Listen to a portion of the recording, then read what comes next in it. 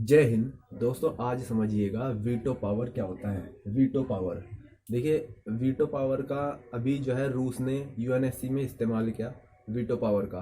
तो veto power होती क्या है, न्यूज़ में इसका बड़ा जिक्र भी चल रहा है, तो आज इसको समझिएगा वीटो पावर क्या होती है। दोस्तों, वीटो पावर जो है लैटिन भाषा का एक शब्द है और जिसका मतलब होता है कि मैं अनुमति नहीं देता हूँ।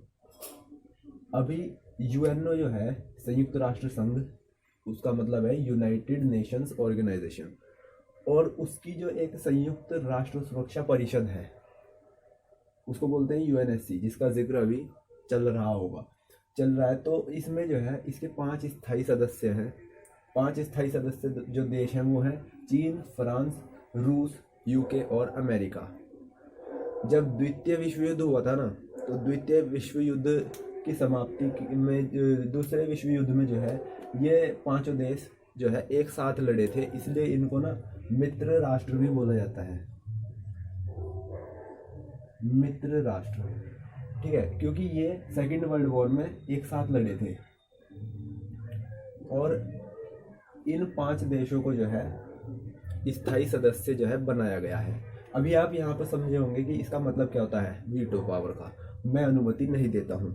अब ये काम कैसे करता है, जैसे मान लीजिए यूएनएससी में कोई प्रस्ताव पारित करवाना है, प्रस्ताव पास करवाना है, जैसे हमारे यहाँ संसद में बिल पास होते हैं ना, ऐसे ही संयुक्त राष्ट्र सुरक्षा परिषद में अगर कोई प्रस्ताव पास करवाना है तो उसके लिए इन 5 देशों की मंजूरी होना या सर्वसम्मति होना बहुत ही ज़रूरी है। अगर इनमें से कोई भी एक देश उस प्रस्ताव के खिलाफ, उसके विरोध में वोट करता है तो उस वोट को क्या बोलेंगे, वीटो।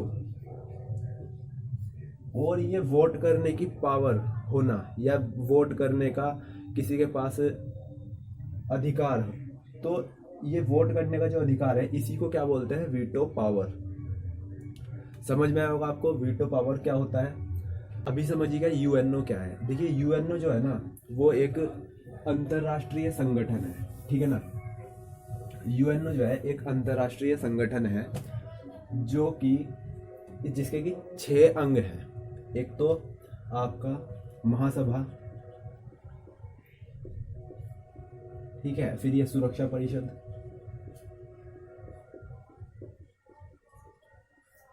और आपका सामाजिक और आर्थिक परिषद,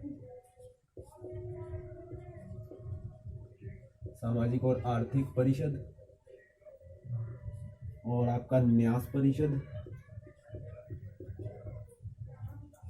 और सचिवालय, और छठा है आपका अंतर्राष्ट्रीय न्यायालय, ठीक है। तो ये जो है ना इसके 6 मुख्य अंग हैं, लेकिन इनमें से जो है सबसे ज़्यादा जो मेन है वो है सुरक्षा परिषद, ठीक है ना, जिसको हम बोलते हैं यूएनएससी।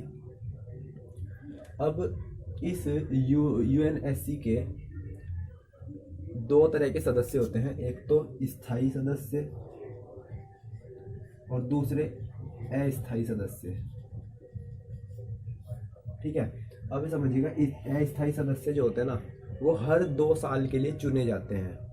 हर 2 साल बाद जो है उनकी सदस्यता खत्म होती है और दोबारा वो चुने जाते हैं, किसके लिए, यूएनएससी के सदस्य बनने के लिए। कुछ देश होते हैं और स्थायी सदस्य जो है वो ये 5 ही हैं, जो कि द्वितीय विश्व युद्ध के बाद से जब यूएनओ की स्थापना हुई थी, स्थापना कब हुई थी, 24 अक्टूबर 1945 को।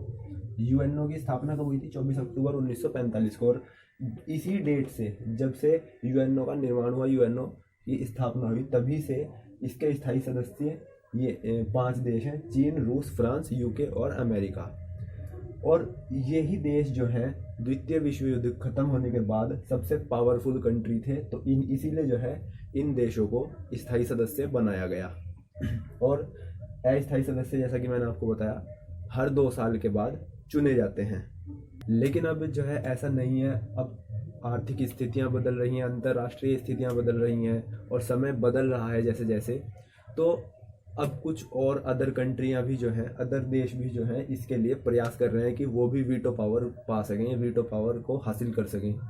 तो अभी तक जो है ना पूरी दुनिया में दो तरह के संगठन हैं, एक तो G4 और कॉफ़ी क्लब।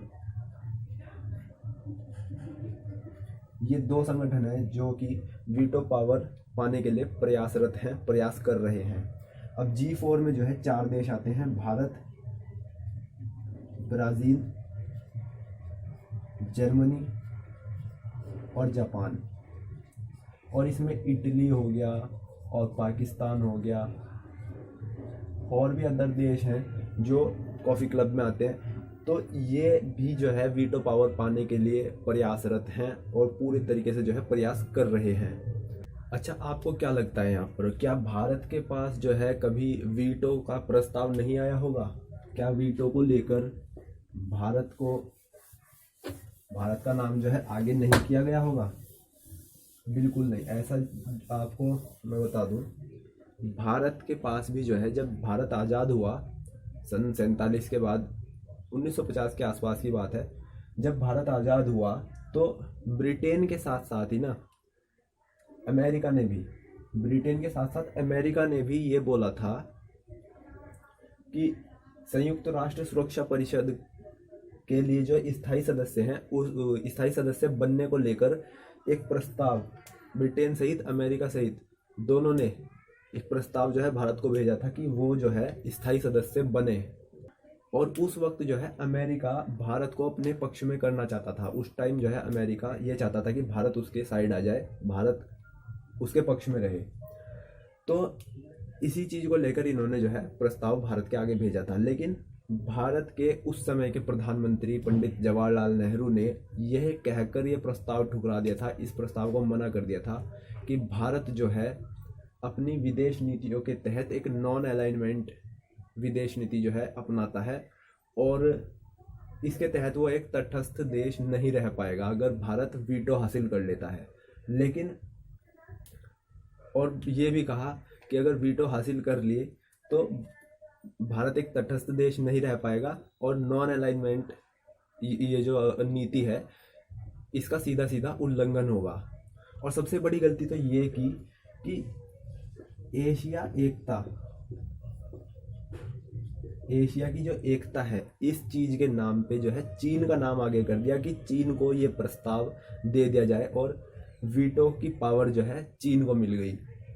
और चीन जो है ना इस शक्ति का प्रयोग वर्तमान में भारत के खिलाफ करता ही आ रहा है, और अब भी कर रहा है, और आगे भी जो है करता ही रहेगा। ये जो है भारत की सबसे बड़ी गलती रही अपने हिस्ट्री की, जो उसने वीटो पावर को मना किया। वरना आज भारत के पास भी जो है वीटो पावर होती, और भारत भी जो है एक शक्तिशाली देशों में बहुत ऊपर होता, जहाँ है उससे काफ़ी ऊपर होता। और यहीं पर जो है ना देखिए, भारत अभी भी जो है वीटो पावर हासिल कर सकता है। जैसे मैंने आपको पीछे बताया G4 जो देश हैं, भारत उनमें है, और ये सभी देश जो है प्रयासरत हैं वीटो पावर पाने के लिए। तो कैसे, क्या क्या पॉइंट्स हैं जो है भारत को वीटो पावर मिलनी चाहिए, उसके पीछे क्या क्या जो है भारत के मेन जो पॉइंट है, क्या क्या कारण है जो भारत को भी वीटो पावर मिलनी चाहिए, वो समझिए। एक तो पहली बात तो ये है, सबसे बड़ा लोकतांत्रिक देश है भारत, सबसे बड़ा लोकतंत्र है दुनिया का, तो एक पॉइंट तो ये है। दूसरा, जनसंख्या की दृष्टि से भारत का पूरे विश्व में दूसरा स्थान है, ये भी एक बहुत बड़ा पॉइंट है अपने आप में। और तीसरी चीज़ जो है, परमाणु संपन्न देश है हमारा देश भारत। चौथी चीज़, पहले कभी भी आक्रमण नहीं करता है। आज तक के इतिहास में भारत का रिकॉर्ड है कि भारत ने कभी भी किसी भी देश पर पहले आक्रमण नहीं किया। ये बहुत बड़ी बात है और बहुत बड़ा पॉइंट है एक यूएनएससी का जो है स्थायी सदस्य बनने के लिए। पांचवी चीज़ है कि यूएनओ के सिद्धांतों में भी आस्था रखता है। भारत हमेशा से ही यूएनओ के सिद्धांतों में आस्था रखते आया है। और छठी चीज़ है कि यूएनओ की शांति सेनाओं में सबसे ज़्यादा योगदान जो है वो भारत का ही है। और सातवीं चीज़ है कि पूरी दुनिया में, देखिए आज के दौर में भारत पूरी दुनिया में एक जवाबदेह और जिम्मेदार राष्ट्र के रूप में उसकी छवि जो है ऊपर आई है, उभर कर आई है। तो ये भी सबसे बड़ा पॉइंट है।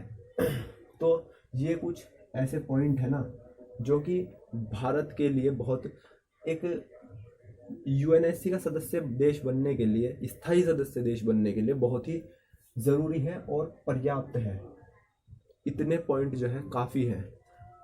और देखिए ये एक चीज़ और है कि जब भी कभी, वैसे तो देखिए सीधा रास्ता तो कोई है ही नहीं जो इसका सदस्य बन जाए भारत।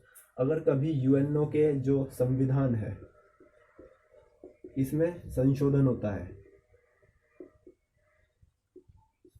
इसमें संशोधन करवा के इसी तरीके से जो है भारत, ये जो आपका यूएनएससी है, यूएनओ के जो सिद्धांत संविधान है उसके सिद्धांतों में संशोधन हो और तभी जो है भारत इसका एक स्थायी सदस्य देश बन सकता है।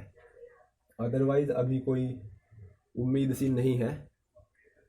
और आई होप कि आपको जो है वीटो पावर समझ में आई हो, क्या होती है वीटो पावर और भारत को क्यों नहीं मिली और क्या भारत को मिल पाएगी, ये भी आपको स्पष्ट हो गया होगा।